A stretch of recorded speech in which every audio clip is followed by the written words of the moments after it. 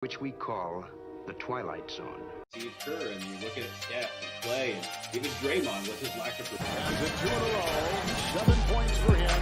The twirling Doncic, melting into the defense. The front Curry strikes.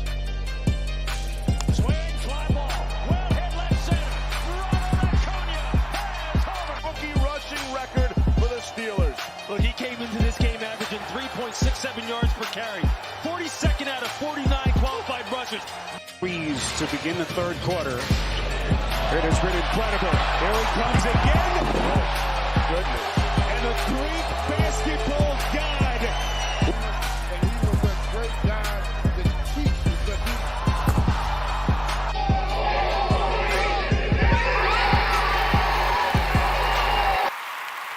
Ladies and gentlemen, welcome to Dingers, Dunks, and Drives. I am Corey. With me tonight is Todd. And we also got a special guest tonight, don't we, Todd? Yes, sir. Yes, sir. Let's go. I think I might bring him into a little, almost as if it's like a WWE entrance here. But we're playing a little highlight to bring him into the show tonight. There's the snap. League dropping back, throws underneath. He's got Ben Troupe at the 15, at the 10. Hurdles a man, spins to the 5.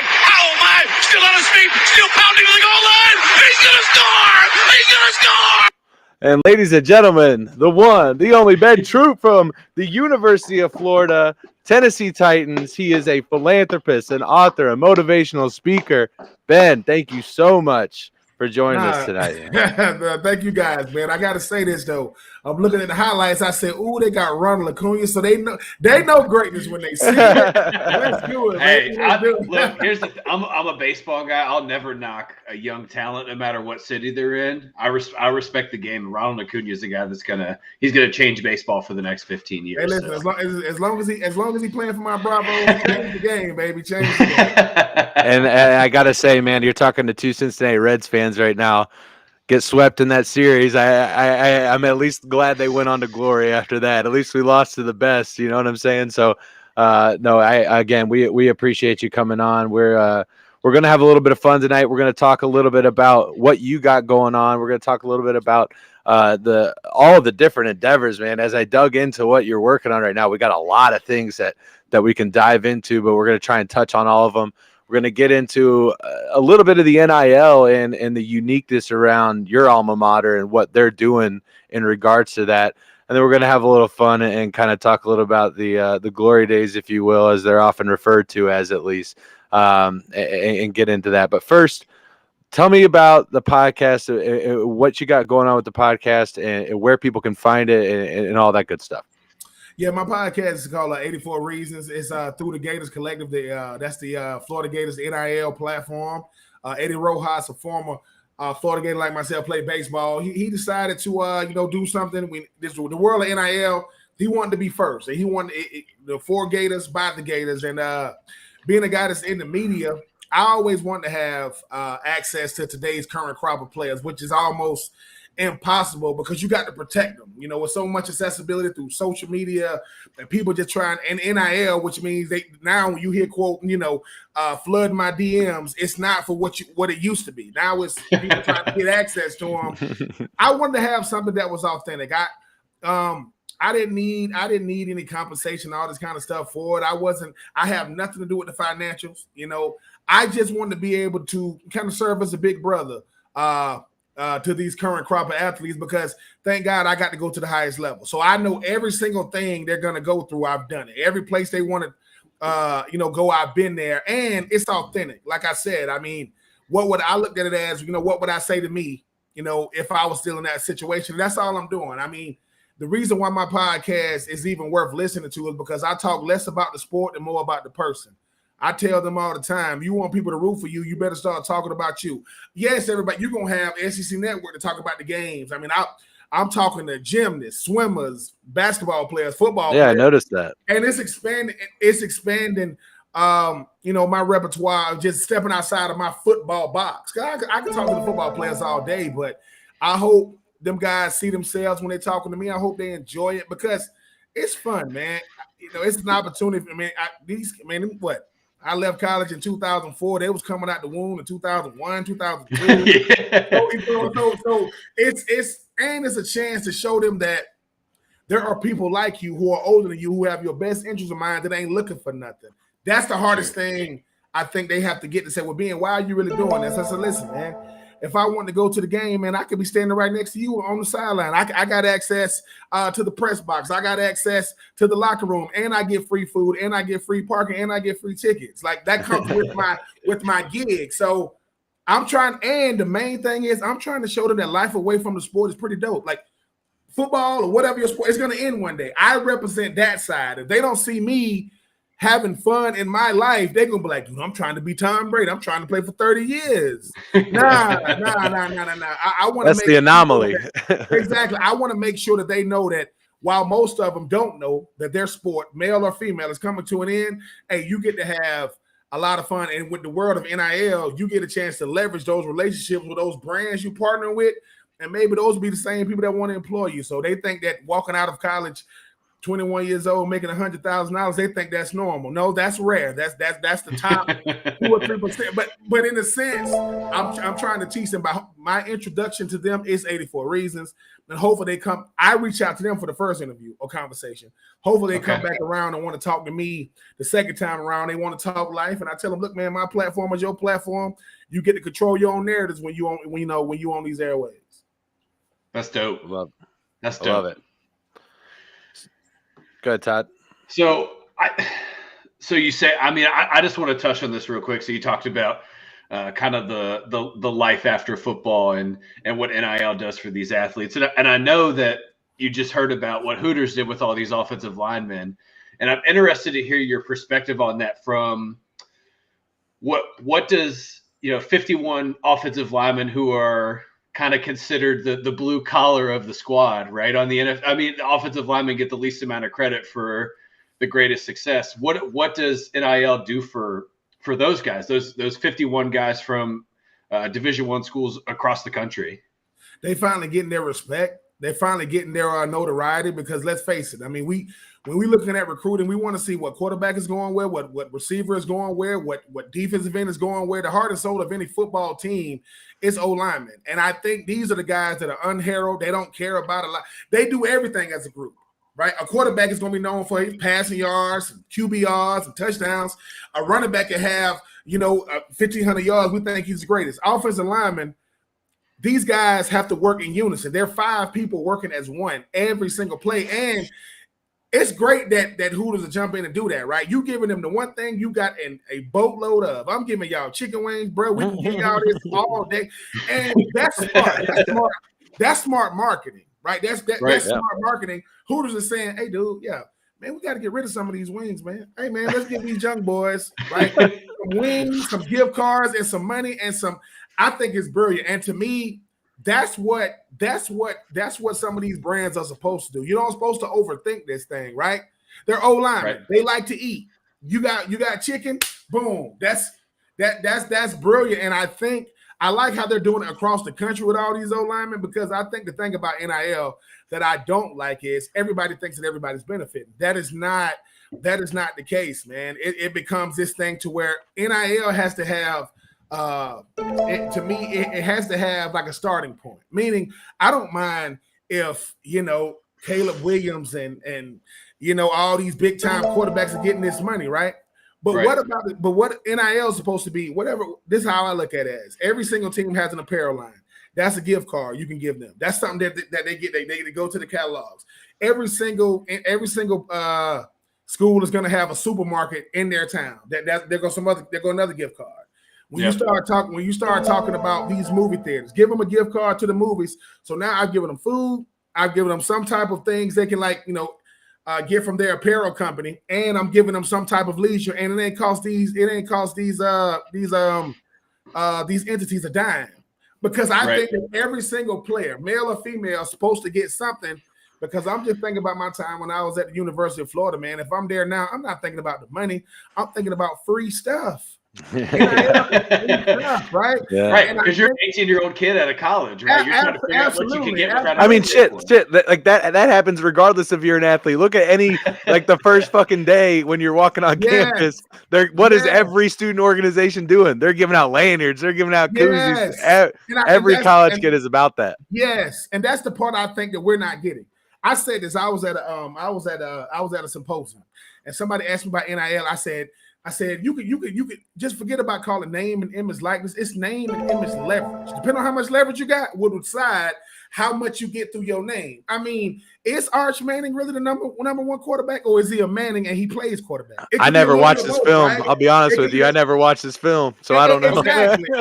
Right. So I think that's a really interesting perspective, because I have a question about high school athletes and how it translates to the NIL. So where we're from in Cincinnati, there's a rural area called Western Brown. It's on the southeast corner of Cincinnati. There is a 6'6", 200-pound quarterback who has thrown for over 1,500 more yards, has 15 more touchdowns, and has thrown 10 less interceptions than Arch Manning in his career. And he is a 2-star quarterback. Meanwhile, Arch Manning is on the highest platform as a 5-star quarterback, a top 5 recruit through the whole country. And this kid's just buckling by, trying to make sure that he can get to, at the best for him right now is, and it's not a slouch to go to a MAC school or a Sunbelt school or whatever, but that's all he can get because there's not the recognition around the name. And I'm interested to hear your perspective on what it does for the high school athlete entering college, right? What does it do for the kid that's in that rural community that doesn't have the access to media, right? He doesn't have the right person or the right name. What does it do for those kids? Well, for the young man you talking about, unfortunately for him, he needs to look at the ones who are recruiting him like it is these P5 schools, because there's something about the hype train. You can't do anything about it. It's similar, and not to throw shade at him. It's like Aiden Hutchinson that was at Michigan, right? They said his name so much that before he got drafted, we talking about Aiden like we Michigan fans, like Miles. Exactly. So what happens is, if somebody keeps saying the same name over and over again, you keep hearing, oh, Arch Manning. Then you go, oh, let's type it up. Oh, man, that's Eli's nephew. Oh, that's Peyton Manning's nephew. Oh, that's Archie Manning's grandson. 100%. You get caught up in the galore of the Mannings that you go, well, of course because that's the thing about stars, man. We don't know who's what. Like it's like preseason rankings. Of course, the reason why you do preseason rankings is because that way Georgia and Oregon is a top 12 matchup. It's slot, right? So in a sense, it comes down to who can get me the most clicks, who can help me recruit easier. Like Arch Manning helps Sarkisian recruit easier, because now they saying, hey man, don't you want to play with Arch? You don't even know who Arch is, right? And to show you what I mean. But I've heard his name. Exactly. When I come out of 2000, obviously they don't have social media. They don't got none of this. Brock Berlin was the number 1 recruit in the country, right? Yep. They sent a magazine back when they was doing the high school magazines, when people actually read magazines like that. He's on the front. And I don't even know who this guy is. The thing about recruiting is how many stars do these guys have to their name? You go on their Twitter file. How many colleges do they got in their background? It used to be my top 3. Now I'm breaking it down to my top 20. You got 20 choices? No, you really got 1 choice. And I would say this: if you 6'6", 200 pounds, man, you got to prove you cannot play football. That's the one thing he has on his side. He has to prove he cannot play. You know, and it's the thing. I love that. Because what happens is Stetson Bennett won the national championship. No one cares. He won it at Georgia. But he's also 5'11", 190 pounds. You know who else is 5'11", 190? Bryce Young, but he goes to Alabama and he wants the Heisman. We have already decided who's going to be what. And he wasn't a walk-on. Exactly. And this is the thing, right? I think Stetson Bennett's taller than he's taller than Kyler Murray, but he ain't. That's who I thought you were going to. I did too. I think that when it comes to recruiting, it's half what you control and it's half perception. The perception part is what people go crazy over. Most of these quarterbacks, man, they're gonna have good careers. They're not gonna win national championships. They're gonna help the notoriety of these schools. Texas is the biggest brand monetary wise in college football, and Texas A&M is number 2 I think so. It's all money, man. It's all who can. Because if Arch Manning can get a $8 million NIL deal, don't you know that quarterback that want to go to Texas? Oh my God, I'm going to Texas because look at what he just got. So I think that it's mostly perception. Quarterback gets 9, wide receiver can get 7, like something like that, right? And the thing about it is, you know, I love Deion Sanders, but Deion Sanders said, I think kids focus too much on NIL, not NFL. 1% go pro. 1% go pro. So NIL means that's what I can control. This might be the only money I get. Who says I'm going to go pro? It's only 250-something guys. Georgia had 15 of them last year. One school gave you 15 guys. So I'm just saying NIL is the wave of the future. And as long as these coaches are getting hundreds of millions of dollars, I don't want to hear there is no money. I ain't standing for it. I don't want to hear it. Listen, at my alma mater, I love Billy Napier because he is the head coach there now. He went from $2 million at Louisiana to 7.1. He ain't coached it down. He getting 7.1 million. He ain't coached it down. Billy Ball. Yeah. So for my money, we need to put our heads together and make sure if you are in college football, I don't care if Division I, Division II, NAIA, HBCU, Ivy League, you're supposed to be getting something because if they got your name on billboards, they making commercials, they're getting TV deals. Hey man, if we when the last time the product don't benefit? Everybody else benefiting from the product, right? The product got to get something. And when people say, well, Ben, what is that something? Figure it out. Figure out what that something is. I'm not here to give you all the answers to the test. I just know that for everybody that says if they don't like it, they can quit. I wish everybody would quit for a year. And college football, which is the lifeblood of college programs, all those other sports go away anyway. So find a way to give them something. Cell phones, gift cards, apparel. You're seeing it up and down the college football ranks, whether it's like you said, the Power 5, or you got your MAC schools throwing out NIL deals. You got it all over the place, whether it's Wood County Chevrolet in Northwest Ohio shooting out a deal to somebody, or it's, you know, a major deal with Barstool Sports or something like that.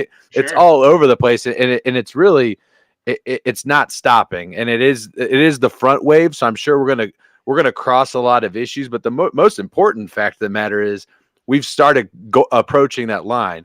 And as you know, two guys that have never been as close to you as you have to the actual situation, we're looking at it saying it's already been fucking happening. Like it's been happening. Now it's just happening at a sanction level, and we're leveling the playing field. And from our perspective, obviously I'm biased. He's biased. He's a Kentucky fan. So we're looking at Nick Saban bitching about it, saying, well, yeah, he's just been doing it and getting away with it. Now everybody else is going to get to play in the same field, and it's going to be a lot of fun. So I wanted to ask you some of the questions in relation to the NIL, in relation to your alma mater. I'm a huge Gators fan growing up. My grandparents went to West Palm Beach High School, went to University of Florida. Grandfather moved up to Cincinnati. That's where you get the roots up here in Ohio. And we were all raised Gators fans. So you better believe that 06 national championship, when I'm walking into school in my orange and blue and everybody else is in that scarlet and gray, and they're just telling me all day. They're like, man, they're going to beat their ass. I said, well, that's why they play the damn game, isn't it? And then Ted Ginn runs the kickoff back, and I'm like, damn it. And then what happens? 41-14. That's what happened, Ben, isn't it? But I wanted to get a little bit into the University of Florida there. And what are some of the changes that you are seeing now? Obviously, new head coach in the football, new head coach in basketball, the two biggest money makers, quote unquote, right, for the University of Florida, for most college sports programs, depending on where you're at. But what are the biggest changes now that Florida has been kind of this innovator, this school that has gotten in front of that, or at least embraced this private entity that has come in, that is the Gator Collective, endorsed it, almost embraced it, used it as a recruiting tool? What are some of the things that you've seen just in the last 6 months that have come out as a result of that? Well, as you mentioned, Gators Collective, more fan involvement. A lot of times when you talking about what the fan, how can fans have more input? Well, I was always told, listen, man, if you want to pay attention to something, pay some money to it. Anything you give your money to, you're gonna pay attention. I don't care if it's $6, $100. So because they're giving money, it gives them more access to the players, but it gives them more input. I'm not saying they decision makers, but now, you know, if we are giving you something to help supply let's call it what it is. NIL is just another recruiting tool. That's what it is. Sure. That's fan involvement. Another thing which is really, really huge is former player involvement. Like a lot of times when new coaches come in, you hear the former players, but I've seen Kevin Carter, I've seen my former teammate, guys like Max Starks and these guys in there. That's what I was just gonna say. Yeah. Yeah, I think what happens is nobody can sell the program more than guys have done it. Nobody can. And the thing about Billy Napier, he says that he goes, look, man, I know the history of Florida, but I didn't go here. I'm just coaching here. I wasn't here when, Emmitt Smith and those guys were probably sleeping under the stadium. I wasn't here when, Kevin Carter and those guys had to cut off jerseys and everybody wore the high top Nike cleats. I'm not a Gator great, but when you walk up in there and he does his research to walk up to you and call you by your first name, he ain't looking at your name tag. That kind of stuff is important because as a former player, they don't owe me anything, man. I can never do for the University of Florida what it did for me, but the University of Florida didn't do what I did as a player. So it's like a mutual thing, and it's a respect factor. Billy Napier is an attention to detail guy. They just recently took the picture. They got more coaches than players. It was like 140 coaches. I read that article. I did too. No, it's great though. It's great. I think this is the thing. Billy Napier understands this, man. Like Dan Mullen, don't like Dan Mullen. He took Florida the two back-to-back New Year's Six bowls, and obviously it fell off the rails when they went to the Cotton Bowl. Yeah. And you had a 6-win season last year. He knows that I got to take it to the next level because, like it or dislike it, Muschamp, McElwain, and Dan Mullen went to Atlanta. All of them went to Atlanta, right? That's true. And I think what happens is he knows that Florida is one of the blue bloods of college football. Like not just in the SEC, they're one of the schools that everything matters. So I think that Billy Napier is saying this. Look, man, we don't got to blow everything up. We just got to do it in a more structured way. We're not gonna place the blame on nobody. We're gonna give everybody a clean slate. And I think you got to see what happens. I think the one thing you can't make players do is lie for you. When I'm talking to Anthony Richardson and Javon Dexter, they saying, look, man, if you text Billy Napier, like text him, he will call you back. To this day, not saying he couldn't. I don't think I've ever spoke to Ron Zook on the phone when I was a player. Like never. Like or Steve Spurrier. And that's no knock against them. But when I want to talk to the head man who don't got extra time, he don't got extra anything. And he said, what's up? I mean, to me, that's where the respect is, because I think that when Billy Napier said, look, man, as great as a coach as I am, I don't play football. As great as a coach as I want to be, they the ones got to do it. They got to execute every single play, every single scheme. But he's making sure the players know each other. Anthony Richardson, man, I said, man, you look like Superman, man. It's gonna rise and set on you. I said, listen, man, you a quarterback wearing number 15 at Florida, boy. You don't lack confidence. You do not lack confidence.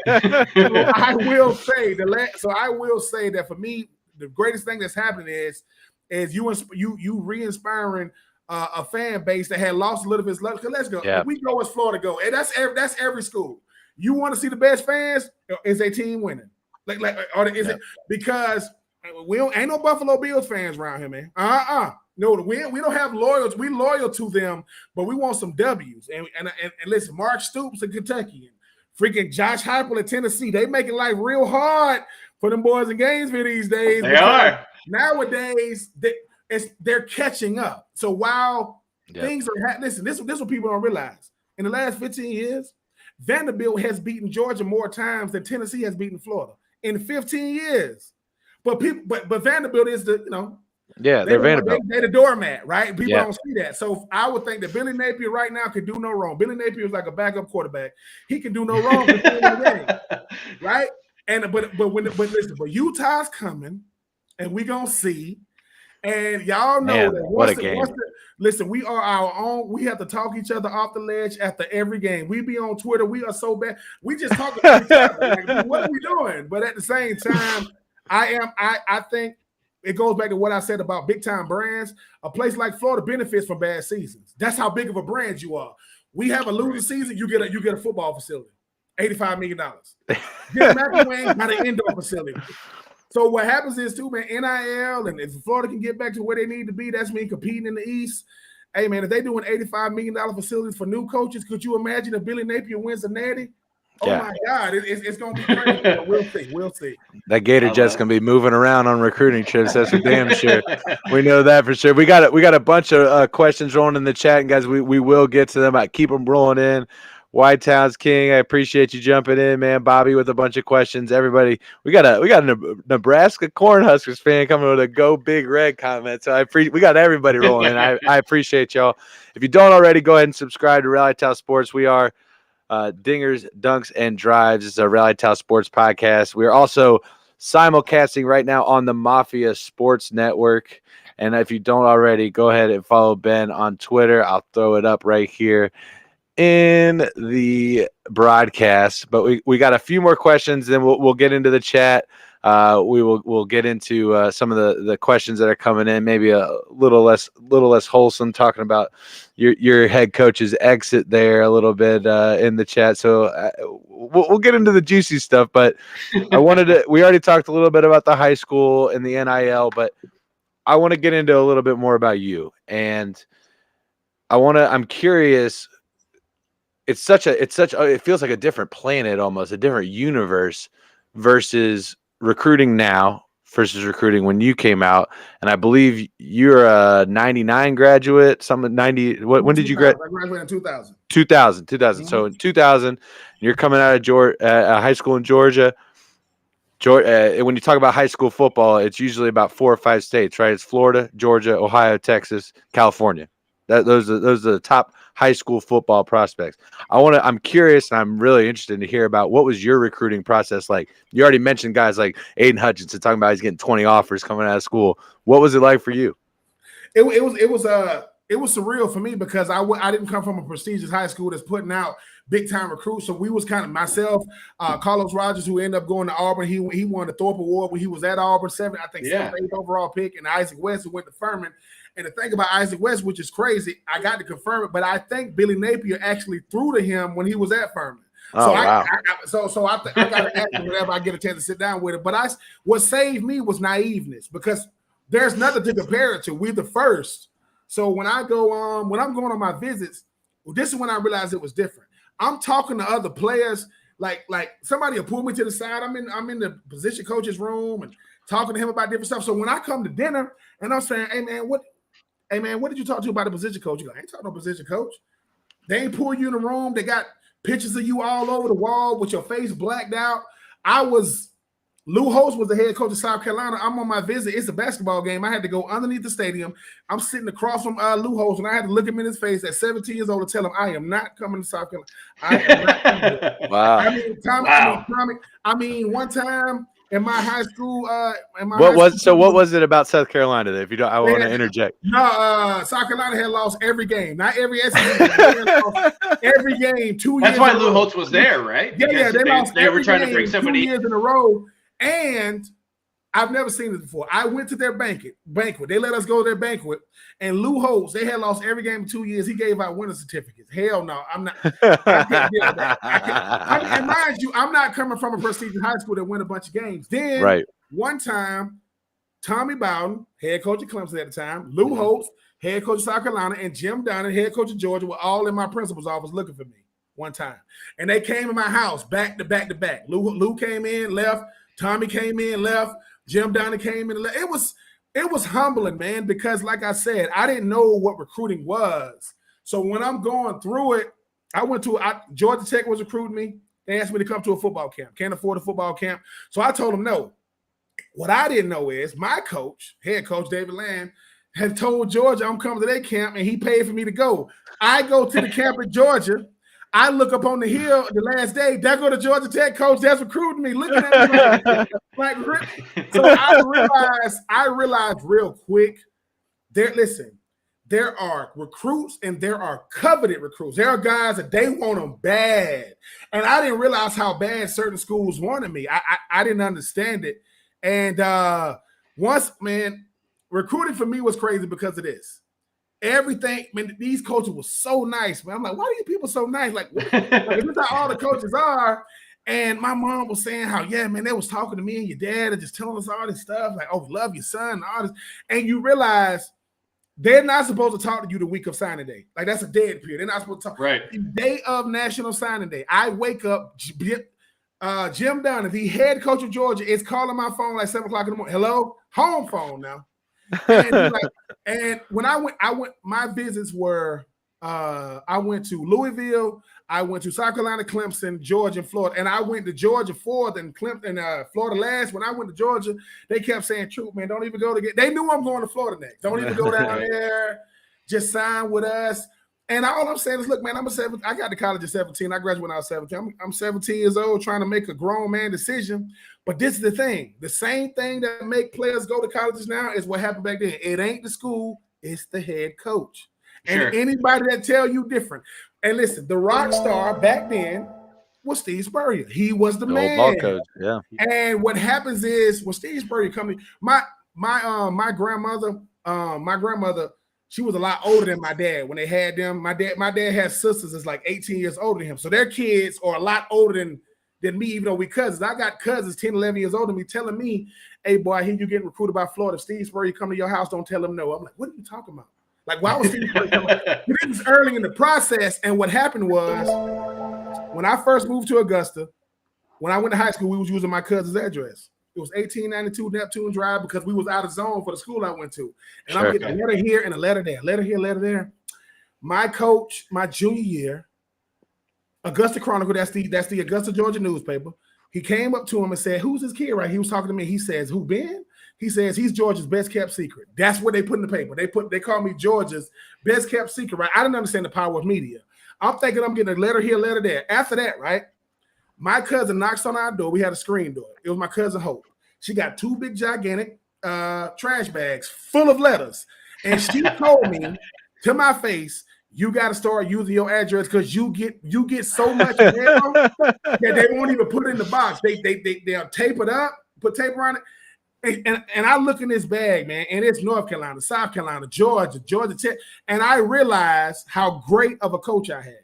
Listen, Coach David Land, I owe this man so much because he's making calls for me saying, this is how I knew he was the man. Back when they played the Florida-Georgia High School All-Star game. They don't do it no more. Right. Like I said, I don't go to a prestigious high school. We ain't making no playoffs, man. We ain't going to the dome. We ain't doing. Right. We were the homecoming team. People want to play us for homecoming. Right? Yeah, that's our high school too. We can relate. My senior year, you get the East-West Shrine and you get the North-South game. I got obviously invited to those games, but in my mind, man, I want to play in the Florida-Georgia. That's just how I'm feeling. I ain't saying it out loud. I used to be in ROTC for 4 years of high school. I was in it for 4 years. I'm sitting in my ROTC class my senior year. My coach comes to the door. He said, can I speak to Ben? He ain't saying nothing. We walk across campus, walk in his office. I'm like, Coach, what's up? I'm thinking I've done something. Oh, God, like what have I done? He ain't saying nothing. Sure. You're a 16 to 17-year-old kid. You automatically think you're in trouble, right? I walk in his office. His phone is off the hook. He said, pick it up. I go, hello? He goes, what? He said, this Ben? I'm like, yeah. He like, this is the commissioner of the Florida-Georgia High School All-Star Game. You have been selected to play in the Florida-Georgia. Let's go. That's so and cool. in my mind, I'm just, it's, you know how like a coach know he the man, but he's humble. My coach looking at me like, dude, I got the juice. I got the juice over here. My coach is one of those guys, listen, he wear the same polo every day. Nothing flashy about it. If he got to put on the suit, he got the blue He's suit a football guy. With the big gigantic gold buttons on it. He's a regular guy. But when I go to the Florida-Georgia High School All-Star game, there go David Green from Georgia. There go Ronnie Brown from Auburn. There go Vince Wilfork from Miami. These are the guys that's on the team. And I'm like, so, and listen, and it's the crazy part. 2000, I catch the game-winning 2-point conversion to beat Team Florida. David Green is the quarterback. In 2002, I catch the game-winning touchdown against Georgia, and who's the quarterback? David Green. And it's and so when I look back on this stuff, man, I would do it all the same. I'm not one of these guys that saying, "Oh, I would pick if I'm coming out now. I'm going to Alabama. I'm going to Gainesville. I'm going to Gainesville every single time, man, because it ain't the wins and the losses, man. It ain't." And I tell people all the time, bro. I said, listen, man, when y'all talk about branding, if there is a brand party, we invited. Florida's invited every single time because the number one brand in college football is not Alabama. It's not Georgia. It's Notre Dame. I hate it, but they are the biggest brand because they're the only school that don't have to be in a conference. We do what we want to do. Right. And that's what got them the TV deal, right? Is being able to be independent and be on NBC whenever they could. Touchdown Jesus, man. Who gonna go against Jesus? Ain't nobody you think they're headed to the Big Ten? No, I'm gonna say no. This is why. Because Notre Dame looking like this, dude. We are the domino. It's like this. And I hate to use this scenario. If a beautiful woman is at a venue, and all the guys want her, but she gives none of them, she don't say to none of them. All we can do is say, dude, what is it about us? Because she has all the leverage. Notre Dame has all the leverage. Big Ten has already made it known they want him. The ACC needs them bad if they want to remain relevant as a conference. And Greg Sankey goes, hey, bro, we'll take you in the SEC, right? We will take you over here. I don't think the Pac-12 or the Big 12 is big enough. I don't think they want. I think Notre Dame is saying, why would I give up the one thing I have? Everybody else needs conferences. They need conference championships. They need strength of schedule. We got our schedule, and we Notre Dame. We're going to ride with that. And Brian Kelly told no to that. He down in LSU now. So Marcus Free, hey, man, I wish you nothing but the best, sir. That's interesting. I mean, when you look at it, it's like they got almost the best of the ACC and the best of now the Big Ten when you consider, UCLA and USC being in the Big Ten. Obviously, games against Michigan and everything like that Notre Dame consistently plays. Obviously, they'll still mix in some of the lower tier games, but they do kind of hold the cards. And it's like that hot chick at the bar. Well, once she pairs off, everybody else starts pairing off too. It's that domino that falls. Everybody's nudging their friend. Listen, you nudging me, I'm nudging you. I'm like, I'm looking at, like I can see it. You know what I'm saying? But at the same time, too, the hardest thing is to have in life is leverage. And Notre Dame knows they have it through branding, through brand recognition. And I hate to say it like this. Notre Dame don't need national championships. They Notre Dame. They don't. Right? They absolutely do not. They don't need it. And the more we realize that listen, the national championship is one game.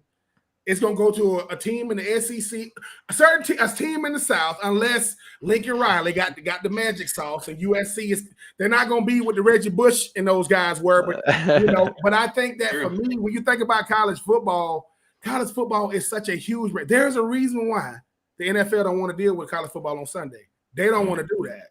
Then y'all get Saturday, we get Sunday. Have you ever seen a Thursday night NFL game? It's a yawner. It is not.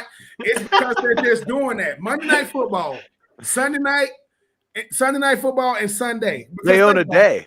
They own a day. If you're looking at food items, and you got college food and you got NFL food, college food gonna be so much better because at least you're going, dude. I only watch NFL because of the brand. I watch college football because I love college football. There's a huge difference in the two, and it's like, and I think what happens is, ain't nobody listen. If I'm up there in Cincinnati, I got a dude from Marshall arguing with a dude from Bowling Green. You don't know what you're talking about. They going at it because in their mind, you crazy, man. I don't care the fact that y'all got a movie. It stunk. Matthew McConaughey. That's college football, right? Oh, that's shit. College football, right? Because there he went. At the end of the day, a Marshall dude is arguing with a Notre Dame dude saying, Rudy sucks, man. No one cares about Rudy. But that's not real life. That is college football. It's in your veins, man. It's one of those things to where it's the only thing that you act like you don't care. It will dictate your entire freaking week. And I wish I had a remedy for it, but I do not. And honestly, I am kind of that way about, I think, football in general.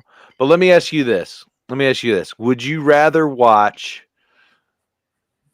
Northern Illinois versus Nebraska or the Lions versus the Ravens?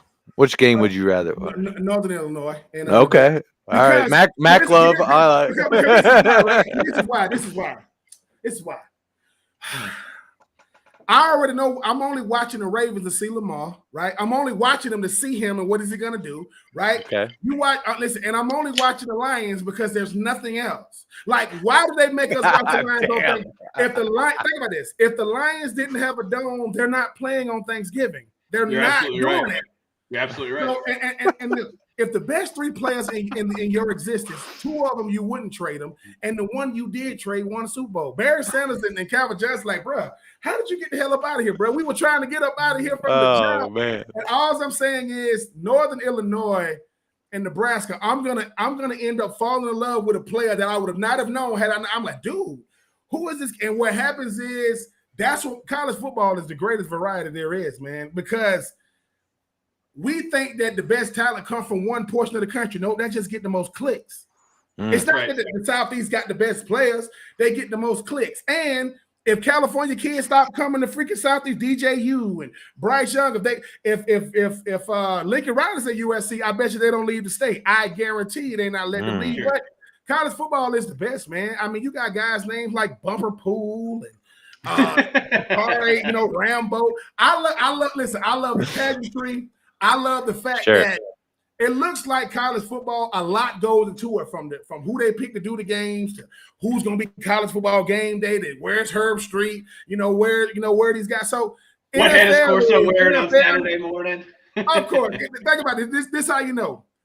The NFL needs stuff like Hard Knocks to make college football don't need that. College football need a date and time. Give me a date, give me a time, give me a game, let's rock. Cincinnati proved that if you just let the best teams play, you'll get it right. Desmond Ridder and guys like Sauce Gardner. You got a kid named Kobe Bryant. His name is Kobe Bryant with a C. Well, look at what Alec Pierce is doing in Indianapolis already too, right? Exactly. Like he's made his way from being towards the middle of the depth chart to being starting on Sundays. And I think you bring an interesting perspective, and I want to hear a little bit more about it. Is how do you watch football, right? So Corey and I watch football in a very similar way. We have very similar, I talked about the offensive. Corey and I were brother in arms for 7 years on the offensive line together. We played left tackle, left guard, baby. Yeah, we played next to each other for 7 years, right? I mean, so how do you watch a football game? What's kind of like your downset as you go through a game? When I'm watching football, I'm watching matchups and I'm watching schemes. Like I'm trying to see, okay, what type of scheme are they trying to do on offense? What kind of scheme are they trying to do on defense? And I'm trying to see how predictable one side is compared to the other side. Meaning, I know people get mad at Tony Romo, but he's giving you percentages. Hey man, the percentage of them running this on this play, and I'm trying to not look at the star players, right? Because I know who the stars are. I'm trying to see. Hey man, oh man, that backup is nice, or oh man, they got, because to me football, and I try to do it with the volume down, because if I'm listening to the announcers, they got to be energetic and it could take my mind off of. And if I'm being honest, I cannot watch Florida play live. I can't do it. I don't know why. Too emotionally attached or what? Now, if I got to do that game, I can do it. Like if I'm doing Florida Georgia live, but when it comes to Florida, man, this is what I do. Two things. I hate night games because I got to wait all day for the game to be over. And Florida's like first 3 games are at night. Can't stand it. So then once Florida game is over, being a guy that watches it just as a fan, I can't. There's nothing better to me than the swamp at night. It's the man. But this is what I do though. Go ahead. I got to scout the competition. So I'm looking at Will Levis and Rodriguez over there in Kentucky. I'm looking at, I'm seeing what Texas A&M is doing. I'm seeing, all right, is Stetson Bennett still as good as, he's still good this year? Is Brock Bowers was good? Because I want to be able to have some insight to say, all right, dude, because I'm looking at who we played compared to who we gonna play. If we like, well, dude, Utah kind of gave us some trouble, and that's not SEC football players. That's the best in the Pac-12. Take nothing away from what they're doing, but I don't even know where the hell Utah at. I know what's out there somewhere. I don't know where. It's a completely different dynamic of football, right? Different recruits. I love it. It's a totally. So I hear what you're saying, because I see the West Coast of recruiting versus the Southeast as 2 different complete worlds of college football. Because you watch these teams really, Utah kind of runs the hustle and bustle of college football. They still run a little power eye. They run the ball first. They have a good running game, but you watch great defense. Yeah, and you watch games from the West, the Pacific Northwest. Every quarterback throws for 400 plus yards a game, but if you're watching the Big Ten or the SEC, you're watching the best running backs of the future of the NFL every single Saturday. Right. Yeah. And I think it's interesting to hear you talk about watching the schemes and watching different players, because, I think a lot of times when people get caught up in college football for their team, right, and they get caught up in watching, I live in Columbus, Ohio now, right? So I'm in Buckeye territory no matter where I go. Every corner I turn is Buckeye territory, and I love sharing the story. So I was at work. We're a pretty predominantly anti-Ohio State podcast, by the way, Ben. Yeah. So I'm sitting at work on the Saturday of when they played Oregon last season, right? And it's silent and the whole. I worked at a car dealership. It's completely silent. The Beautiful. whole car dealership. Nobody's there. Everybody's watching the game, and then Oregon. They were 21-point favorites. And then Oregon takes the lead, and they're running a completely different style of offense, and Ohio State. Ohio State's defense is prepared for. Yeah. And every commentator's like, "What's going to happen here? What's going to happen here?" But I'm watching Ohio State's front seven, and they're not ready to play 15 seconds at a time, right? And it's interesting to hear you say you're watching schemes, because I think that for people who love football, that's what you watch, right? You watch the intricacies of the game. It's the bells and whistles or the intangibles that make football so much fun, and it gives us the shit that we talk about on here, right? Yes. And it gives you the opportunity to look for the not the edge rusher, but maybe the defensive tackle that's 3 years out from getting in the NFL. So I appreciate you giving your perspective on that, and I want to hear a little bit more about, for you, like what was it like being in Florida and going through the transition of coaches, right? So you go from Spurrier, so Spurrier, so you're going through who recruited you, that coaching staff, and then you get to the Zook era, and they're two different coaches, right? I mean, every personality is different, and I want to hear your perspective on how does the athlete transition to the coach? Oh man, the best way to say it is I'm going from a well-oiled machine to building a machine, because Florida was a well-oiled machine. With a guy like Steve Spurrier, I'm a part of an assembly line. I come in there, this is what we do, this is how we do it. We don't ask no questions because it's working. This thing, well-oiled machine, right? And he didn't even throw the ball to the tight end. That's how great of a recruiter he is.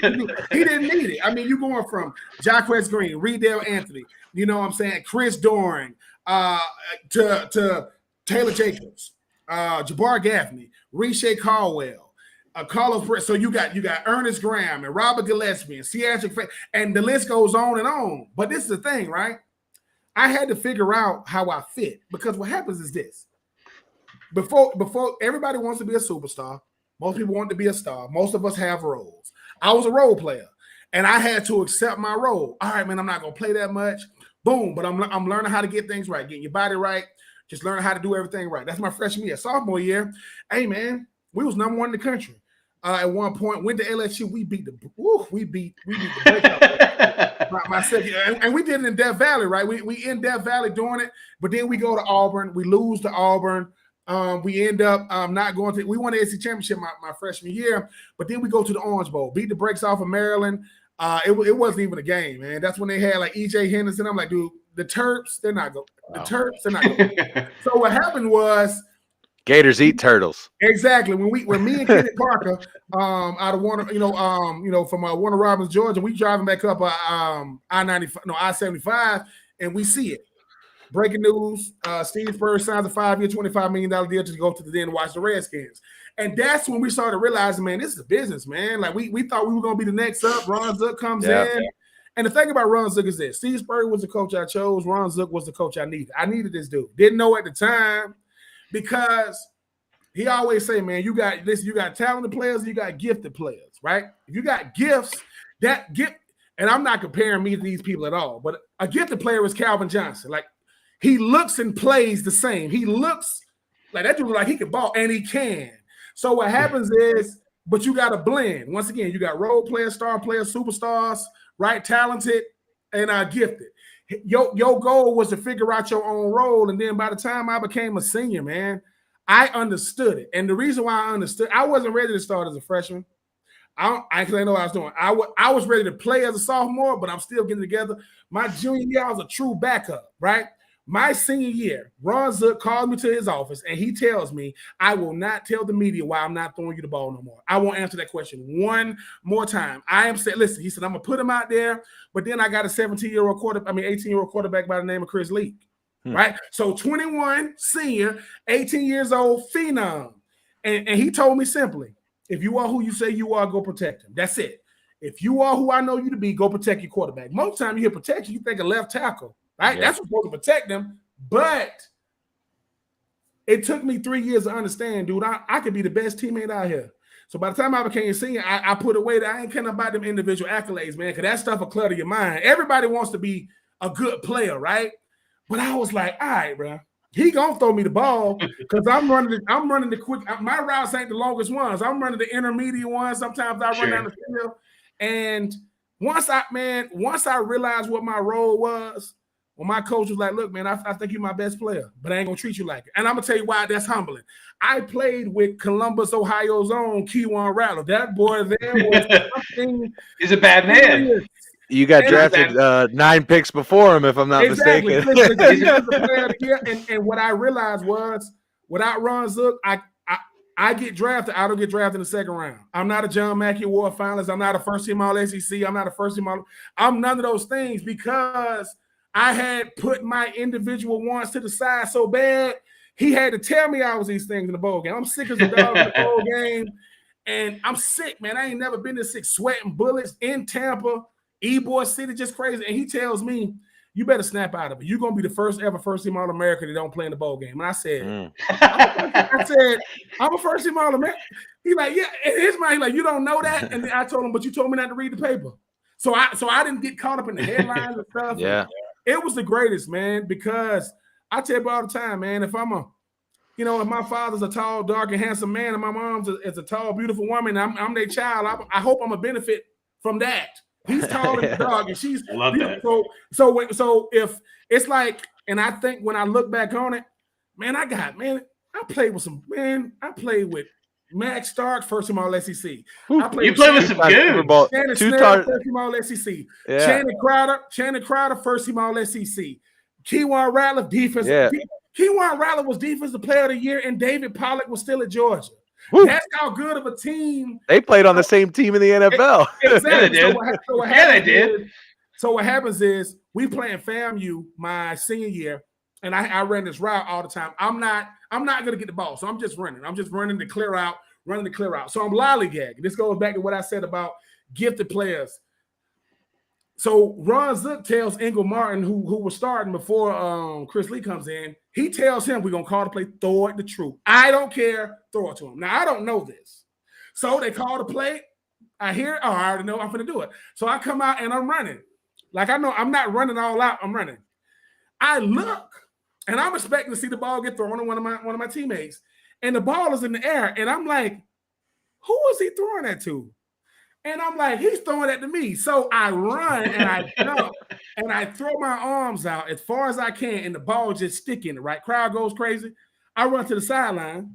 Ron Zook says, if you would have been running for Will, you would have split the defense and scored. That's a good throw. Wow. You know I what I'm love saying? that. I love that shit. Yes. Like he's not letting me think. He never lets you think that what you're doing is enough, which is good, man, because that's why when I'm at Florida with him, this dude was demanding from the coaching staff to the trainers to the freaking equipment staff to the freaking people that served our food to the freaking tutors. He put everybody on notice. He used to tell us this. He said, this is my dream job. And if you are the nightmare, I will treat you like cancer and I will cut you out. He used to tell us that. Go. Wow. Yeah. Man, I love him now, man. I couldn't stand him when he was my coach, man. I used to hope because you're a kid, right? But at the same time, not to compare the two, you see how demanding Nick Saban is. You see how demanding Kirby Smart is. And Dabo, look at the result. Yeah, they so demanding on their team. When they play people, they take it out on their opponents. They beat the hell out of their opponents. And to me, I didn't understand the method to his madness until I got to the NFL, man. And he told me, bro, which is what I'm doing now. He said, Troupe, with the whole Shands Hospital thing, we used to go there every you go there every year. And I already knew, by the time he got there, I go, my name's on the list. And they put my name on the list twice. And I told him that, and he went off. I said, man, I've already been to Shands. He's like, what? I said, I've already been, coach. I'm supposed to go twice. And he went off on me. And he was like, have you ever thought that they requested you? They requested you to come back. So something you said, and that's when he hit me with, if they ever only know you for your talents and your abilities on the field, you ain't done nothing. Like if all they remember you for is an athlete, bro, you've wasted your freaking gift. You've wasted your purpose. And I'm like, dude, I'm 20 years old, bro. What you talking about? Gifts and purposes? No, and he's speaking life into me in a young man when I didn't know what he was doing, because he was saying, Troupe, Football is just what people know you for. That ain't you, bro. Like, you're going to go on and do whatever you want because they get to know us. Yeah. And he said, don't you know, I'm asking every player, every coach, man, what's up with this dude?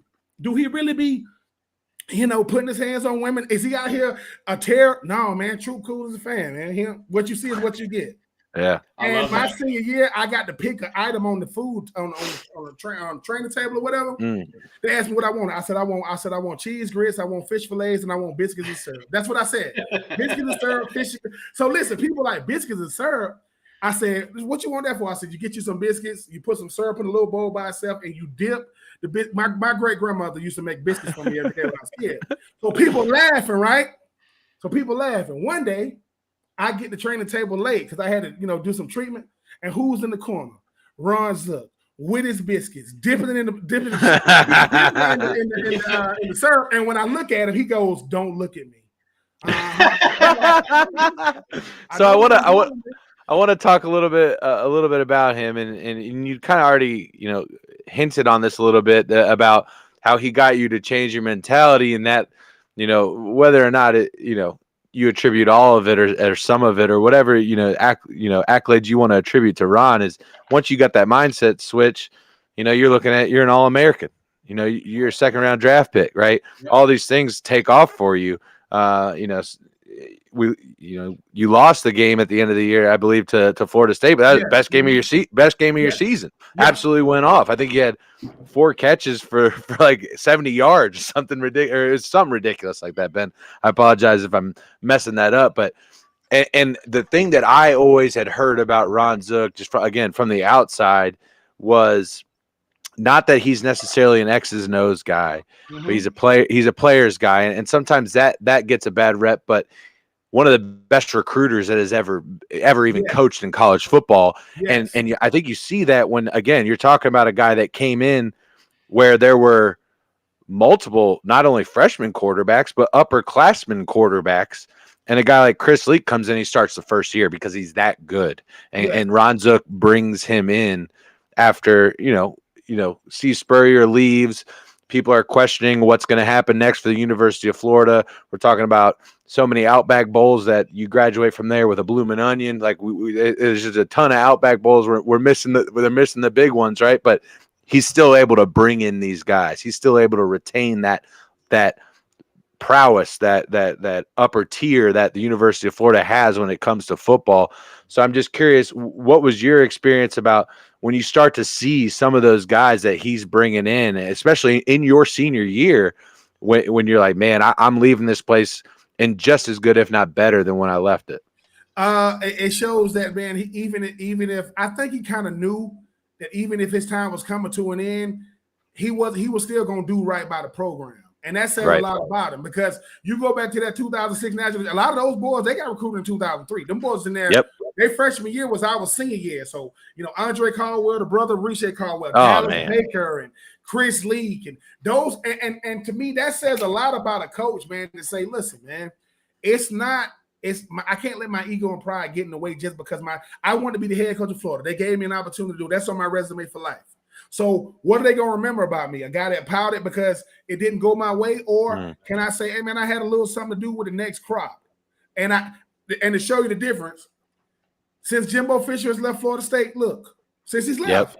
Man. Believe something has a lot to do with, and what I respected the most about him is Ron Zook did this when it comes to his players, the same thing Spurrier did. He found a way to have an individual relationship with all of us. It is not the same, but he knew what made all of us tick, all of us. And I can respect that, because look, man, if I live in this crib and I'm about to get evicted, most people gonna tear the house up. Okay, if I'm getting out of here, I'm gonna tear these walls down. I think Ron Zook go, all right, man, let me make sure that I paint this. He's making keep the carpets clean for the next tenant. Yeah. And when I talk to guys like, Andre Caldwell, Dallas Baker and those guys, they saying, man, we used to watch y'all boys work at the practice. We used to see the kind of people didn't see how many catches you would do after practice, going through your stuff, talking to the other tight end group. He said, you guys were the best players, but y'all didn't act like it. Y'all didn't big time nobody. Y'all didn't talk down to nobody. Y'all was always making sure that the next player was ready to play. He said, Troupe, I used to hear you say, dude, if I go down, man, we can't miss a beat. And this is your senior year. So I think that Ron Zook made sure he prepared us as players in a way that's hard to describe, man. And I appreciate him. Like, when you going through it, though, it's so rigorous because he yells about every. He would be on the defensive field, and I'm on the offensive field, and he's way in the corner, so I can barely hear his voice. He'll say, Ben Troupe, you better get going. And if I turn my helmet and look at him, he would sprint from where he is to where I am and get in my face and go, who you think you looking at? Mind you, he cannot see my face expression, right? But in my mind, I'm like, what is wrong with you? The best story is we had to take picture day. We got picture day. You know, we the seniors, we got to take pictures. Sure. We're on the other end zone. So we come out the swamp, we on the other end zone. His wife had to take a picture with us. We get to the other side. The cameraman was like, he was like 1, 2, 3. She said, hold on for a second. Where's my wife at? She walks out 100 yards away with like a white dress on. It's hot. It's hot. He says, hurry up. She starts running across the field. Listen, she runs as fast as you can run with a dress on over there where we were. And he tells her, you better not sweat and your makeup better not run. And it didn't. Oh my God. And listen, and she's standing like this. Oh my God. And I'm like, what kind of makeup is this? But at the same time, right? He had a level of expectation for everybody. He had his expectation was here. And it did not come. Right. When you hear the whole notion of the standard is a standard, that's what he lived by, man. And like I said, if you go back to that 2003 team, a lot of those guys that won, because think about it. I believe this, and I could be wrong. If Tim Tebow had to start in 2006 and not have to back up Chris Leak and come in the team, they don't win it because he wasn't ready. Yeah, I agree. Chris Leak showed Tim Tebow, hey man, we know you like a bull in the china shop, man. You're a big dude that can run, but I got to show you how to play the quarterback. I mean, listen, man, one hand washes the other, man. And like I said, the most humbling thing I've ever heard is obviously Kyle Pitts is a freaking unicorn. The boy is a freaking mutant. Never seen nothing like him. Never seen nothing like him. He's so crazy. I've never seen an athlete like them. They asked Chris Leak, Ben Troupe or Kyle Pitts. He said Ben Troupe. He said, yeah. Wow. He said, mind you, they said, but you ain't even think about it. He said, which 84? He said, in my mind, I had it. He said, my Kyle Pitts was named Ben Troupe. To me, I'm gonna pick him. He said, and that don't mean I don't respect him. He said, but in my mind, we didn't have a passing offense. We didn't feature nobody. Right. So what y'all saw him do was what he did when he was given an opportunity. That's why I go back to the best is team scheme, right? Productivity, right? After productivity is opportunity.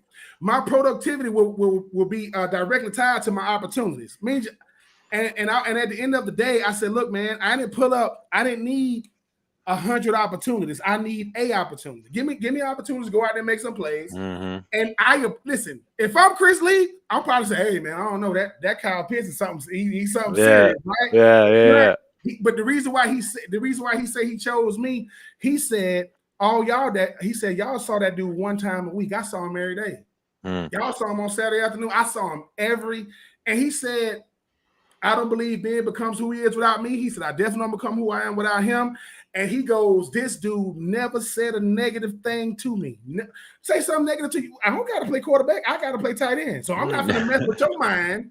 And that's what I remember the most, man, is I gained the respect of those guys. They gained the respect for me. I gained the trust of my coaches. Hopefully the fans appreciated what they saw me doing. But, man, we all fade, man. Some of us fade. Some of us fade in time. Some of us fade overtime. I just faded overtime, right? And I appreciate that, man. Because like I said, I got to do Kyle Pitts voiceover when he got drafted 2 years ago. And I said, when was Kyle Pitts born? They was like, he was born in 2000. I said, I got to college in 2000. All right, I should have asked. But that's why I get to come on here with you guys. I only had good memories at Florida. I'm not talking about no wins. I'm not talking about no games. Man, I played with Thaddeus Bullock, Titus O'Neil. I played with him, right? I played with Rex Grossman. Yeah. I played with Jesse Palmer, the Bachelor and the man on TV. You know what I'm saying? The man in the XFL now, right? And what I appreciate the most is that's Jordan. Oh yeah, that's Jordan Palmer. That's Jordan Palmer. What I appreciate the most now is man, we get to talk about these things. I'm a has-been, man. I'm not jealous of these guys currently. I think my teams were some of the best teams. We won the SEC championship. I was gonna go pawn my Outback Bowl ring, and when I went up in there, I said, "Hell, there's all my teammates' Outback Bowl rings already pawned." Trying to get a couple of dollars back in the day. You know how it is. Oh shit, that's fucking funny. That's funny. That's funny. Oh man. Well, look, man, we've talked about the NIL. We talked about Florida. Let's talk about the NFL, man. We want to hear about what is your last game of your senior year that caps your career at the University of Florida. What does looking forward to the NFL draft look like for you, and what does draft day look like for you going into that? It's a whirlwind because after your last game, you're trying to see who's going to get invites to the combine. So the strength coaches say, "Hey, he's yelling at, hey, so he's giving you letters saying," and mind you, it's a bunch of seniors. A lot of guys are not hear their name though. So the process is already starting. I'm looking, and so I get an invite. It was me, and it was like Carlos Perez, it was like Kelvin Kite and Keywan and Gus Scott and Shannon, and it was a bunch of us. But then you got to pick an agent. Right. So they give you this binder, right? They're supposed to get. So I go upstairs, dude named Mike Speak. Mike Speak still works in the compliance office. I used to think Mike Speak was a ticket guy because on Thursday he would help you get the tickets, right? I'm disrespecting what he really does. Now he's finna show me what he really does. So I go upstairs and they say, Troupe, listen. They go, most guys get a binder. You see this binder? You see how thick it is? He goes, yes. He goes, you have 2 of them. You have 2 big. That's how many people that has called us. So they call, want to represent you. We vet them. We stick in the binder. That binder filled up in a month. People call it, right? So I go upstairs. They told me this. They said, Drew Rosenhaus will not represent you. He ain't coming on this campus. We are protecting you from him. And in my mind, I'm thinking the guy that be on the commercial, you ain't going. So I ain't right. Is that still kind of a thing at the University of Florida? I don't know what it's been since I've been there, but this is the thing. It was 3 guys that came in there. Eugene Parker, man, he rest in peace. He represented like Deion Sanders and all those guys. It was another guy. I cannot remember his name, but then it was my agent, Joel Siegel. The other 2 guys that came in, it's me and my mom, and we sitting there, and they going through they asking all the questions. They get to this thing, it got expenses on the contract, they exit out. I don't got no expenses. This is when I realized how much I appreciate truth and honesty. The other 2 guys, they were saying what I want to hear. I guess that's, they've done this for years. My agent comes in, he don't got a suit on, he has a white t-shirt on, he got some jeans. He looks at me and says, he comes in, he says, "What's up, Mike? What's up, Ash?" Like he's been dealing with these people for a long time. He says, "Hold on for a second, Speed." He goes, "Troupe, you're going to be a top pick. I would not be here if you weren't going to be a top pick. You are going to be one of the top guys drafted in the National Football League. That's why I'm here." He says, "I only represent the best players coming out." He goes, "All right." And he took the contract, went to the expenses page. He exited out. Whoop, whoop. He did. He said, "All right." Then we talked. He talked to my mom. He talked to me. And after we sat there, he goes, "So you want to sign with me?" He says, 2 things I care about. He said this in front of my mom. He says, "I care about money and women. As long as me and you aren't dealing with the same women, we're going to be fine. And I'm going to get you more money." He said, "I'm going to get you more money than the 5 people that went before you and everybody that went behind you." And he said, let's do it. We go outside. He says, "You need some money?" He pulled out. He said, "How much you need?" And mind you, I said, "I don't know. I need 1,000." He gave it to me. I said, "I think I need 2." I think I ended up getting like $5,000 from him, right? Because in his mind, because what I didn't realize in that moment, he's gonna make that money back as soon as I get it. He's making you as soon as that pen gets the paper. He said, "All right, Ben's got me. I'm good. I'm fine." But the NFL Combine is different because you got a lot of tight ends there, and they tell you what they got to tell you in front of everybody. And most guys didn't have individual meetings. I met with I didn't even meet with the Titans individually in their little meeting room for your little. Okay. But that's who ended up drafting me. That's who ended up drafting me in the 40. And it's a whirlwind. Tom Shaw, I worked out with him in New Orleans, Louisiana. You know, I met guys like Greg Jones that went to freaking Florida State. I met Batman Carroll that went to Arkansas. I met Chris Perry that went to Michigan. These big time players that I've seen around the country. You know what I'm saying? Josh Harris that I told you guys about from Bowling Green. And it was great, man, because I got the full experience. We went to a Mercedes dealership, and Chris Perry told the guy at the dealership, hey, man, we're going to be top round picks, man. You should let us get these whips, and, man, we'll bring them back. Mind you, we were like, what? He like, don't say nothing. And we let him do all the talk. This guy goes in the back, comes out with all these keys. He's giving us hard top convertibles. Man, we all through New Orleans, right? Oh, yeah. Hey, man, I remember being at I remember training, and I got invited to the Senior Bowl, and I dislocated my finger. And this goes back to what I said about having people in your corner. Tom Shaw called Jim Nagy, if it was Jim Nagy back then. Jim Nagy called me on the phone, or whoever the commissioner was, said, Ben, listen, man, don't come. Why? I don't want you to come down here if you ain't 100%. This ain't for people like you, man. You're going to be fine. We would love to have had you. And I was going to go. I was going to push through it. But I didn't do – and when I went to the combine, I didn't do anything. I didn't do no lifting. I didn't do no running. I didn't do no catching. And Kellen Winslow was there. Now, Ben Watson from Georgia, oh, my freaking God. This dude, Ben Watson ran like a 4.50. He did – I've never seen this before. There are 50 questions on the Wonderlic, right? Yep. He got a 49, right? Wow. And he said he got a 49 because he didn't have enough time to do the 50th question. He ran out of time. and I've never seen this. When he was benching, right? He said, Benjamin Watson, tight end, University of Georgia, and people were still talking. So he said it again. He said, Benjamin Watson, tight end, and people got quiet. This dude did 35 on the bench, and he racked it, 34, 35, and got up. I said, who is this dude, right? Machine, man. but this is what I realized at the combine. I met so many guys that I've seen around the country, and it tapped back into that teammate thing, man. I started rooting for these dudes. All the tight ends, when they're running routes, they keep coming to me, saying, hey, Ben, did I come out of my break right?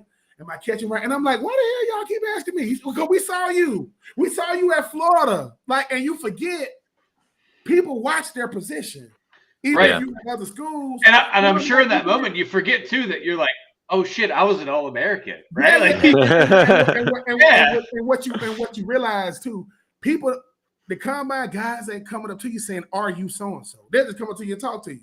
Like, you know, they'll be like, so Troupe, man, what goes on down there in Gainesville? And I'm looking like, you being Troupe, right? Yeah. And it was a brotherhood. I met so many guys, man. Eli Manning, he's loving, man. He's so awkward, man. Like he looks just like Peyton, but he ain't talking to nobody. Philip Rivers is cool. And no, man, it's humbling because I was a top prospect amongst all these prospects.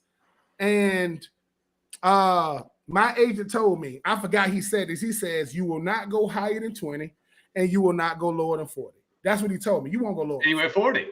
I went, and mind you, in 2004, Paul Tagliabue steps to the freaking podium and says, with the 32nd pick in the 2004 NFL draft, the New England Patriots select tight end Ben, and I said, Benjamin Watson, tight end out of Georgia. I said, I hate him because we play the same position and we got the same first name. But what happens is when I get drafted number 40, I'm in Swainsboro, Georgia, where I'm from, my dad's friend's house with all the major news outlets there with a camera. And I forgot I was still the first pick of the team, even though I was a second round pick. We drafted 14 guys that year. Wow. 13. And we had to cut one of them. The first pick was a tight end, was me. The last pick was Sean McHugh, tight end out of Penn State. And it was like, dude, I was on the plane the next day. I was on the plane because that's back when the draft was 2 days. They did the first, second, and third round the first day. They did the 4th through 7th the second day. So I'm on the plane while the draft is going on. And the freaking pilot, when I get to Atlanta, says, hey, man, we got the Tennessee Titans second pick, Ben Troupe on the people clapping like I'm in the military coming home. I'm like, let's go. But it was great, man. And Aaron Kinney, former tight end at the University of Florida, he's the first guy I met when I came into the facility. I'm his competition. This dude came up to me, told me who he was, gave me his card, and told me, whatever you need, I got you. He treated me like a little brother, man. I don't have an inkling of a career without him. So I've always had rock solid people, and I never had to leave the South. High school in Georgia, college in Florida, drafted in Tennessee. The only thing messed me up with Tennessee is freaking Central Time. I could not understand it. I'm like, what are y'all talking about? Like the lady told me, I told the lady, my ticket is wrong. Why? I said, see here, it says I depart at 1. It says I get there at 1. How the hell do I get there at 1? And I'm like, what do you? It took me like 2 years to realize. I said, my mom would call me. I said, Mom, what time is it? She says 8 o'clock. I said, my clock's saying 7 o'clock. I'm like, am I tripping? It took me like a year, man. But it was, listen, Nashville, Tennessee. I got to grow up as a young man. That city embraced me in 2019 when they had the draft there. I'm in the media. I got to work the draft. So I got drafted by this city, and I got to work the draft when it's, and Floyd Reeves, may he rest in peace, the guy that drafted with the GM. He was in the media, man. I got to interview him, and I asked him. I said, man, I wasn't a quarterback. I wasn't a running back. I wasn't an offensive tackle, big-time defensive end. Why did y'all draft me first? He says, because we didn't have to worry about you away from the field. Like away from the facility, we didn't have to worry about you. We get a call in the middle of the night. He said, we asked ourselves, who is the most talented player and the best ambassador for us? And we go, give me a country boy from Swainsboro. And he goes, and he said, you made us so proud, man. He said, because you were ahead of your time, like the Gronks and the Kelseys. Yeah. Like, obviously, Antonio Gates and Tony Gonzalez, they were ahead of their time, but they also had an offense that embraced what they did. He go, dude, you were a pass catching tight end. He said, but you never complained. You never came upstairs. You never made life bad for the OC. You never was a cancer. And he goes, you don't understand how much we appreciate that, because he goes, everybody has a diva in them. You just got to push it down when they get to show us Facebook. Hey, man, I played with Steve McNair. I played with Vince Young. I played with Pac-Man Jones, Lindell White, Steve Bullock. I played with some boys, man. I played with Travis Henry, and I played with Jared Payton, the son of Walter Payton. Jared spoiled. Yeah. Jared is about as spoiled. Jared's on the phone one time, and he goes, this video, he goes, all right, I'll take it. He clicks. I said, Jared, who was that? That was my mom. What? Michael Jordan. Michael Jordan want to sell me his BMW. I'm like, what the fuck? He's like, what? And mind you, I forgot. I'm like, so I said, so back in the day, your dad would call looking for you in Michael Jordan's spot. Like, yeah. Like, sometimes I'll be over there. Right, because they're in Chicago together. Yeah. And what happens I didn't even think about that. But here's the arrogance. We all know Michael Jordan is number 23. Black Jesus, whatever you want to call him. Jared said he gets the car.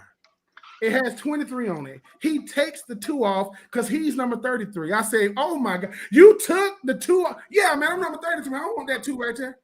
I was like, oh man. And mind you, the stories that you would hear about his dad through him, man, and how humble Jared was. Those are the type of things I got to experience, man. I got to be in a Nashville ballet, and I ain't wear no tutu or nothing like that. But I did have to wear a dress that had like little tights underneath, and I did it 2 years in a row, man. I've had some experience. I got to meet Tim McGraw and Faith Hill while I'm sitting at a table getting makeup put on me. And big fan or whatever. I'm like, man, he tells me, no, man, whatever you do in your private time, like, no, I don't wear makeup, man. I'm just doing it. But it was the best, man. It was Nashville and Tampa, and then the Oakland Raiders, man. I've had some incredible experience, man. No, all those stories are absolutely amazing. And Todd, go ahead. Sorry, I cut you off. Go ahead. So I just want to ask a question real quick. So I know you were in Tampa during a guy that so for whatever reason, I was a big Jeremy Stevens fan. Yes. In my high school getting into college years. So you're a big dude. You're 6'4", 6'5", right? What's it like standing next to Jeremy Stevens? Because he's 6'6", 6'7", 275, right? You don't feel tall anymore because people don't realize 6'4" and 6'6", 6'7" is a mile. Like, we had an offensive tackle that was 6'8", and he used to stand next to me, and my helmet used to be in his chest. And one time after a play, a defensive end was like pushing him, right? So after the play, I go up to him. I said, "Come here." Like, he got to bend down. I said, "Hey, we don't do that over here, bro. He ain't finna be big time. Ain't nobody finna be muscling me." This is the thing about Jeremy Stevens, though. Jeremy Stevens love UW now. He like, y'all SEC boys. It's about UW and all this. I said, y'all beat Miami, right? Like, yeah. What happened when y'all played them next year? See, I said Ed Reed and Al Blaze and Sean Taylor and Jonathan Vilma and DJ Weed. It's that roster's crazy. Roster's crazy. But Jeremy Stevens, Alex Smith, the tight end from Stanford. John Gilmore out of Penn State. I played with some great players, but I got to play with Chucky. I had John Gruden, and John Gruden loves football. Not kind of love it. John Gruden, the offensive coordinator, was our run game. He'll come in, he'll talk about the runs, we'll clap for him, and he leaves. That takes 5 minutes. John Gruden in the corner had a guy filming him talking about the passing game. And what he would do is he would talk about the passing game. And when practice was over, he would go upstairs and watch himself talking about the passing. He was what y'all see with them sound bites, man. I mean, he gonna hit you with that. Ben Troupe, man, you're very talented, man. You are Ben Troupe. He said, Ben Troupe, you know what I'm gonna do? I'm gonna call a play for a 6'5", 260-pound man running down the field. It's like he was very theatrical, right? Yeah. But he showed me that I love football. He was in love with it, but he kept it perspective. He'll say, Ben Troupe, he says, we'll go to the Super Bowl. I'll call a play. You'll execute a play. We win the Super Bowl, and I'll get a street named after me. And I'm like, because we remember the coaches. But man, Derek Brooks and Rondé Barber and what a team. I played with some dudes, man. Jeff Garcia, Brian Greasy. Yep. Hey, it was a bunch of guys on that team, man. I enjoy.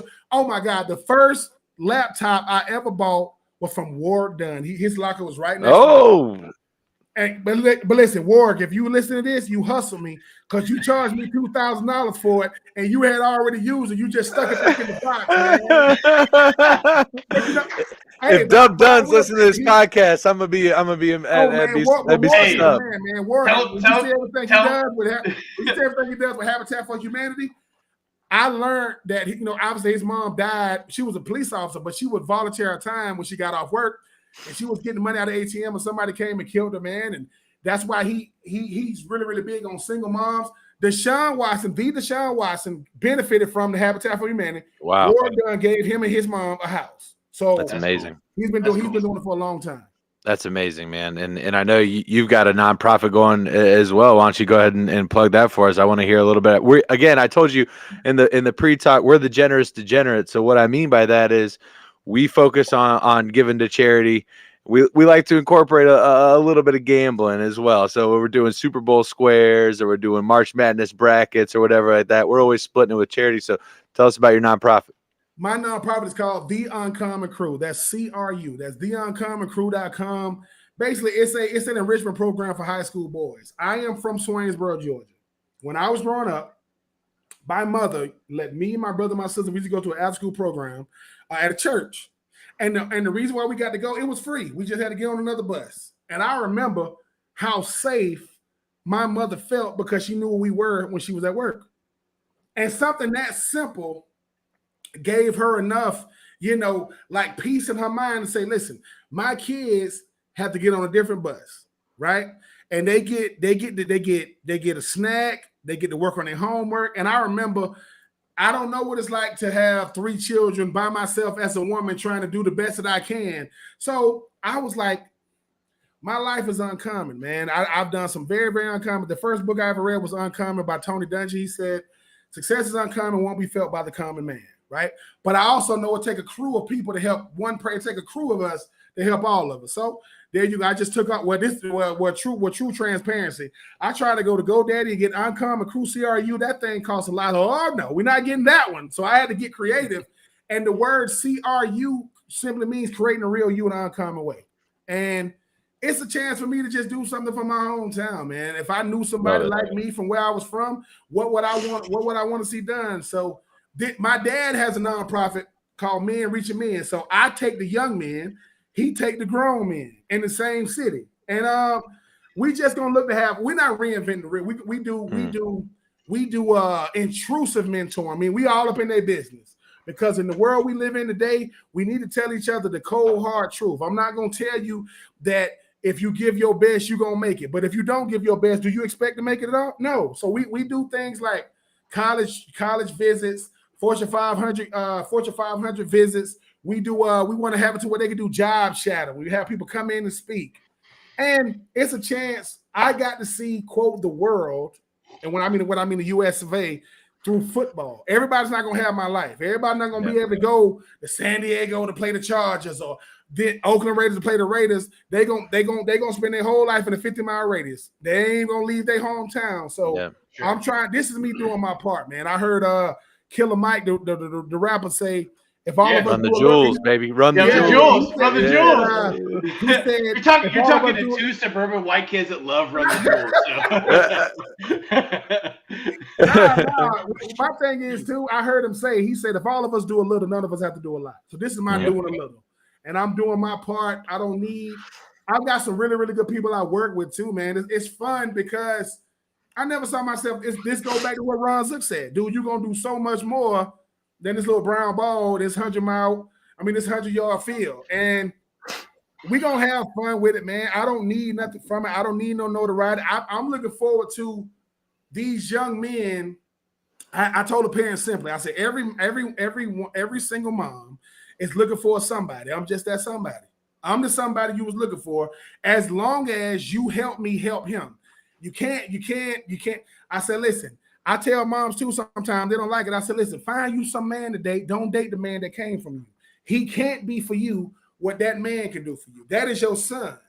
So these young ladies that's going to grow up and want to have husbands one day, what type of man are you sending them? Because the same men you complain about are the same men y'all raising. Y'all raising them. And what it does for me is it gives me a chance to have real purpose, man. It's like we don't talk about football. We don't talk about the glory days. I'm saying instead of eating at Chick-fil-A, I know what a Chick-fil-A corporate office is. I spoke there before. You want to go see, how they really make these nuggets? You want to go see it's the only company that's a debt-free company that doesn't sell food on the busiest eating day of the week, Sunday. Right. So it's things like that I get to do, and it's fun, man. I mean, when I hear all the stuff y'all say with the speaker and the author that's me. Want to die on empty. I don't want to die. Listen, when I die one day, I hope I live to be, 90, 100 years or whatever. But when I'm if I'm in the hospital, if my wife if they over there whispering with the doctor saying, hey, we want to put him on the breathalyzer. Hey, don't be talking, whoa, and you ain't putting me on nothing. If it's time for me to go, I'm finna get the hell up out of here. It's time to go because I've done it. This is the thing too, right? And this is just keeping it 100. If I'm 100, what are you trying to keep me here for? Am I missing something? You know what I'm saying? Like I've talked all the trash I can talk. I've done all I can do. I've hopefully impacted the lives that's impacted mine hopefully in a similar capacity. And I've raised a lot of hell, man. I mean, I've done my dad's dad died when he was 93.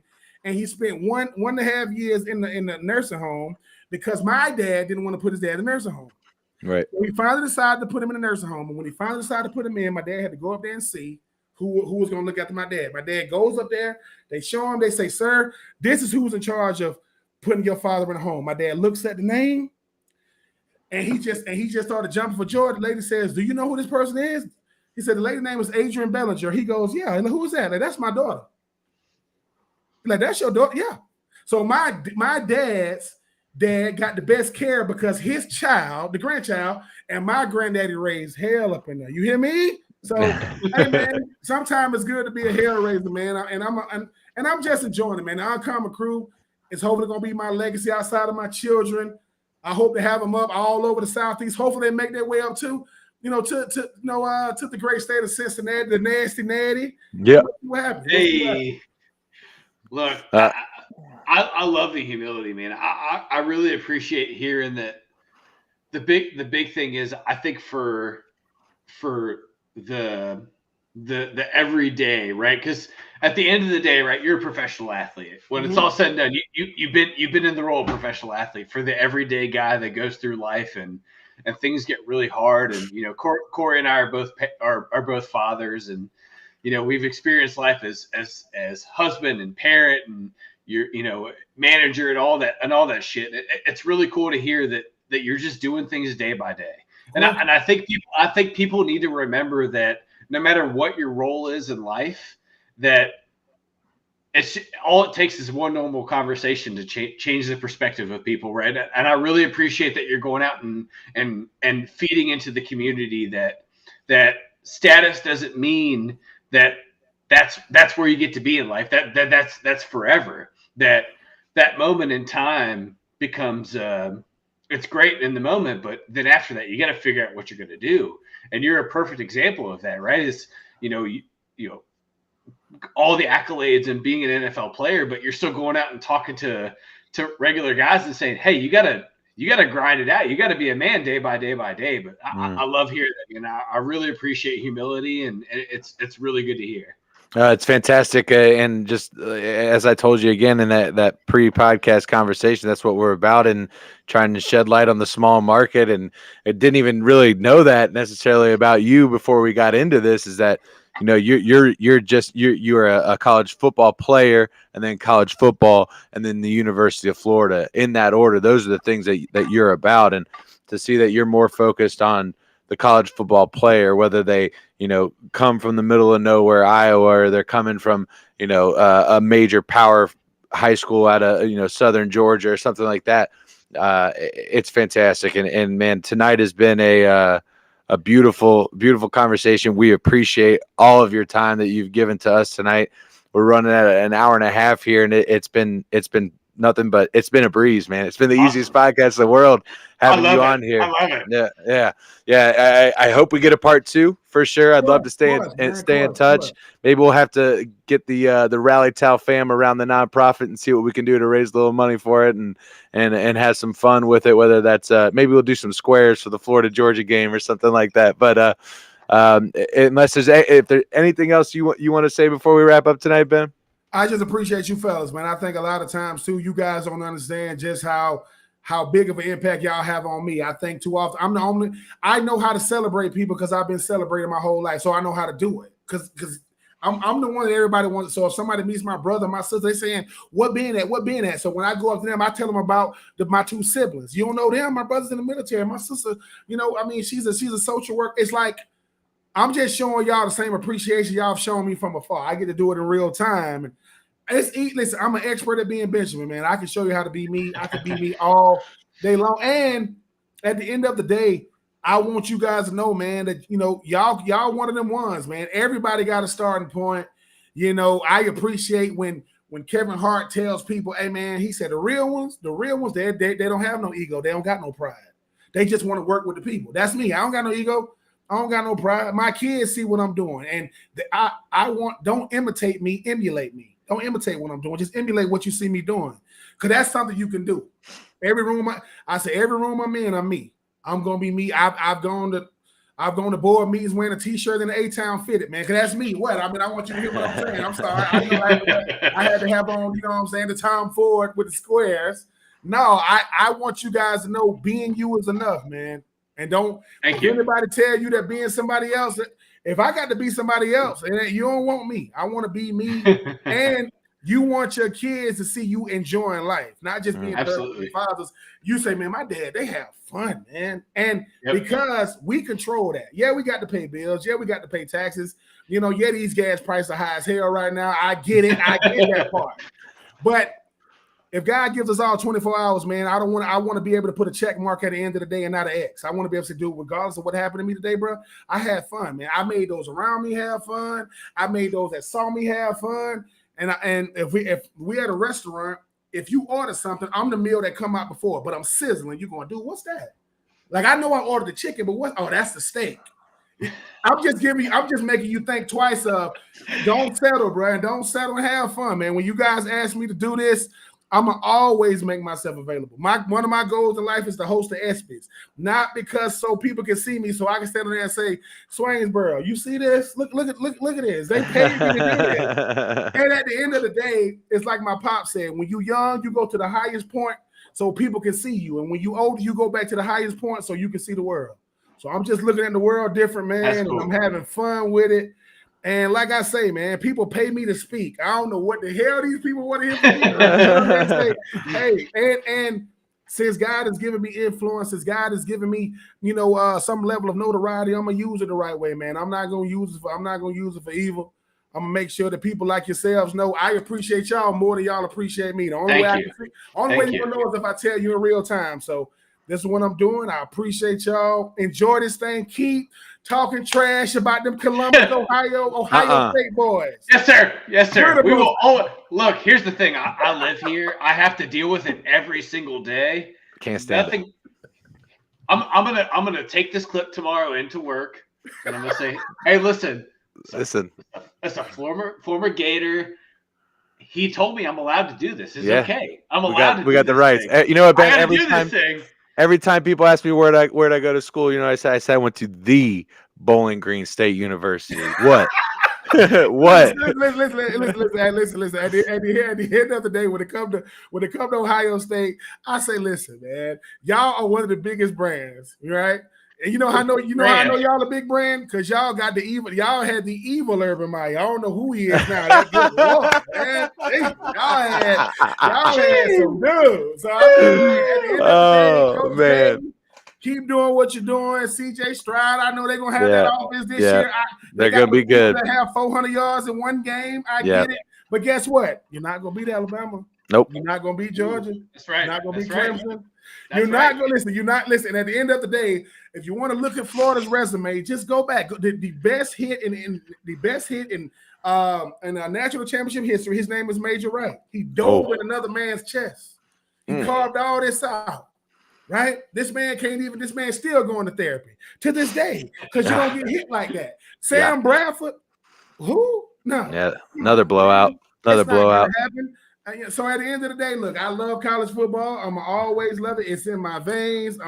I appreciate you guys, but keep talking trash about Ohio State because you need to know that I don't like you. And I'm going to tell you every time I see you. And you know what? I'm going to go ahead and wrap the show with this. It's, I'm going to, for Ben, Todd, I'm Corey. 75% of the world is covered by water. And Troy Smith knows this best, that 25% of the world is covered by Reggie Nelson. So with that, I'm Corey. For Todd and Ben, we appreciate y'all. Thank you so much. We'll be back tomorrow night with another one. This is Dingers, Dunks, and Drives on Rally Towel Sports, presented by the Mafia Sports Report. Ben, thank you so much, man. This is only part one. We'll catch you guys later. See ya.